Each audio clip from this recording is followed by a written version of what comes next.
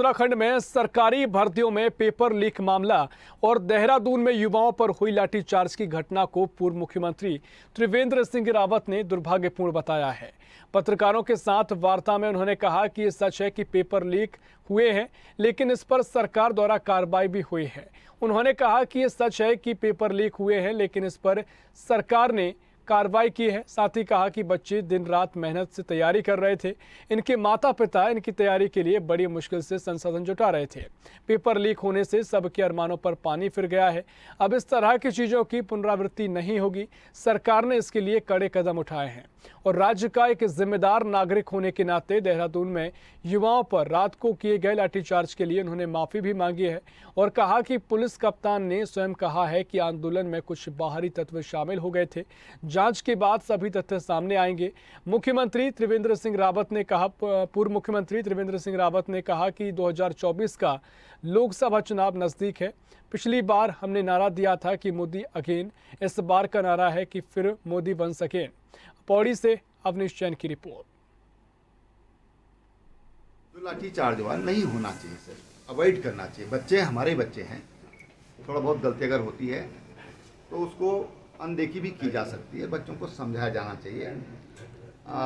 बच्चों पे बहुत ज़्यादा फोर्स का इस्तेमाल नहीं करना चाहिए। देखिए, वो भी तैयारी कर रहे हैं, परीक्षाएं इतनी जो हुई, पेपर लीक हुए, तो उसके कारण जो एक उन बच्चों के मन में जो एक दिक्कत पैदा हुई, और वो माना थोड़ा बहुत अगर बच्चों से गलती हुई भी है, यद्यपि पुलिस कप्तान ने कहा है कि वो बाहरी तत्व थे। पुलिस कप्तान ने स्वयं में बात कही है। अब उस पर इंक्वायरी होगी, उसमें सब चीज़ें सामने आएंगी।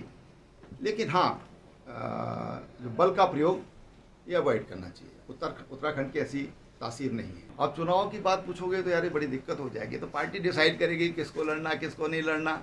अब यहाँ के जो सांसद हैं एकदम युवा हैं, हमारे छोटे भाई हैं, तो अब पार्टी विचार करेगी। तो पार्टी को तय करना है कि किसको चुनाव लड़ना है, किसको लड़ाना है। सीएम बदलने की सुगबुगाहट केवल अफवाह है और मैं समझता हूँ कि राज्य को स्थिर सरकार की जरूरत है। राज्य को स्थिर करने की जरूरत है, तो तभी हो सकती है जब सरकार स्थिर हो।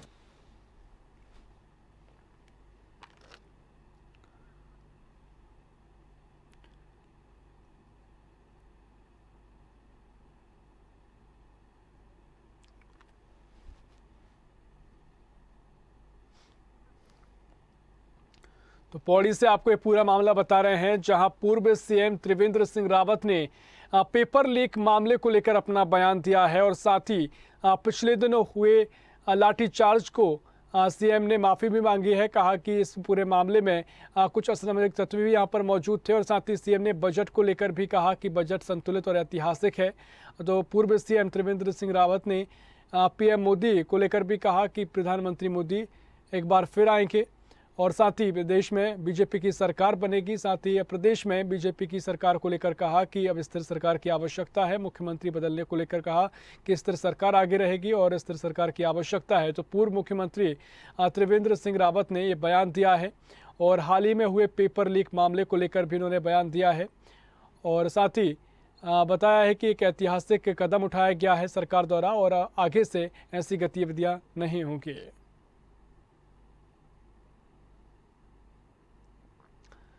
इस दौरान त्रिवेंद्र सिंह रावत ने पीएम मोदी की तारीफ भी की है और युवाओं पर हुई लाठीचार्ज को लेकर भी पूर्व सीएम त्रिवेंद्र सिंह रावत ने बयान दिया है और साथ ही कहा कि वो घटना दुर्भाग्यपूर्ण है, जिसे लेकर पूर्व सीएम त्रिवेंद्र सिंह रावत ने बयान दिया है। बता दें कि हाल ही में पेपर लीक मामले के बाद मारपीट की घटना सामने आई थी, इसमें युवाओं पर लाठीचार्ज किया गया था और उससे लेकर पूर्व सीएम त्रिवेंद्र सिंह रावत ने बयान दिया है।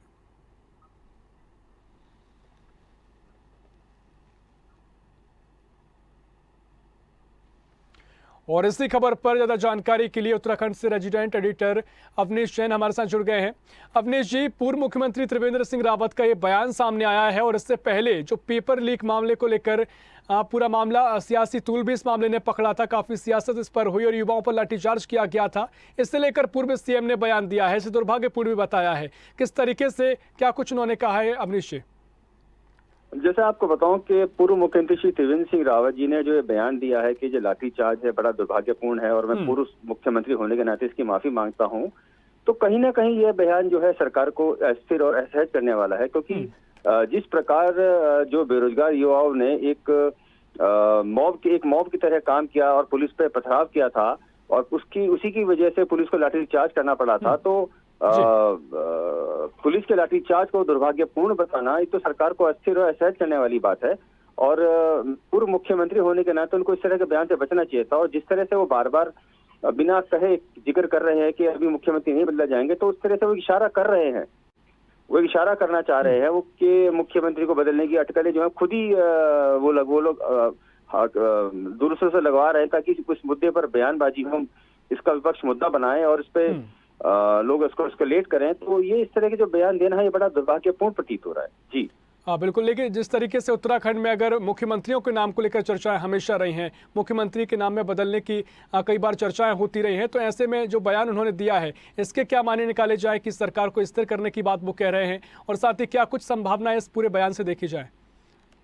मैं बताऊं कि जिस तरह के बयानबाजी पिछले 1.5 वर्षों से पूर्व मुख्यमंत्री श्री त्रिवेंद्र सिंह रावत जी देव कर रहे हैं, तो ये एक लगता है कि जैसे कोई ना कोई गेम प्लान है, कोई षड्यंत्र के तहत इस तरह की बयानबाजी की जा रही है। क्योंकि जिस तरह से सरकार ने जो ये पथरावबाजी थी बॉबी पंवार को जिस तरह से उसके बयानबाजी थी करी गई है, और जिसके नेतृत्व में जो युवा थे वो अनियंत्रित होकर जिन्होंने पत्थरबाजी की थी पुलिस पे, जिसके कारण पुलिस को उन पर लाठीचार्ज करना पड़ा था, तो ये उसको कहना कि ये दुर्भाग्यपूर्ण था, तो कहीं ना कहीं ये एक इशारा कर रहा है कि वो मुख्यमंत्री को असहज और अस्थिर करने की साजिश चल रही है। बिल्कुल, इसके कई सियासी मायने भी निकाले जा सकते हैं। बहुत शुक्रिया अवनीश जी आपका जानकारी साझा करने के लिए।